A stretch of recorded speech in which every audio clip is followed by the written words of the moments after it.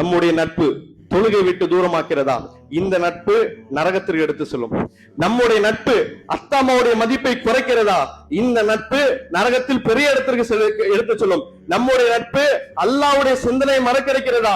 இந்த நட்பு தெளிவாக புரிந்து கொள்வோம், 100% முதல் சஃபில் நரகத்தில் எடுத்து செல்லும். நம்முடைய நட்பு மார்க்கத்தை விட்டு பின்தங்க வைக்கிறதா? இந்த நட்பெல்லாம் மறுமை நாளில் ஒரு பொழுதும் பயன்பெறாது.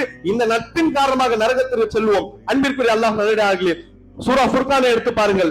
யா ஒய்லதா லைத்தனி லம் அத்தஹிது ஃபுலானன் கலீலா. அந்நாளில் மனிதன் என்ன செய்வான் தெரியுமா? கையை பிசைந்து கொள்வான். அல்லாஹ் சொல்கிறான், அந்நாளில் யௌம யஊது ஸாலிமு யதை, அநியாயக்காரன் கையை பிசைந்து கொள்வான். இந்த கையை பிசைவதா என்னது, என்ன செய்வது என்று தெரியாமல் திணறிக் கொண்டு கைகளை பிசைந்து கொண்டிருப்பான்.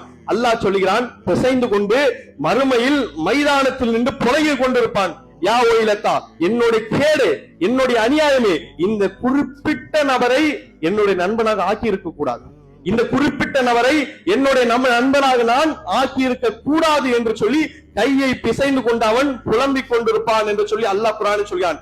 அப்படிப்பட்ட இடத்தில் நாம் சென்று விடக்கூடாது. நம்முடைய தனிப்பட்ட பாவமா ஒரு பக்கம், நாம் தெரிஞ்ச செய்த பாவமா ஒரு பக்கம், இந்த நட்பின் காரணமாக ஒரு பாவத்தை வளைத்து அந்நாள் நின்று கொண்டும் என்று சொன்னால் யாவோ இல்லத்தா, என்னுடைய கேடு என்று சொல்லி புலம்பக்கூடிய அவலம் அன்பிற்குரிய அல்லாஹ் நல்லடியார்களே, இது சாதாரண விஷயம் கிடையாது, மிக மோசமான விஷயம். எனவே எந்த நட்புகள், எந்த தொடர்புகள் இறைவனை விட்டு தூரமாகிறதோ முதலாவது இந்த நட்பையும் தொடரை நாம் கட் செய்ய வேண்டும், இதை அறுக்க வேண்டும். இது ஒரு பக்கம் இருக்கிறது.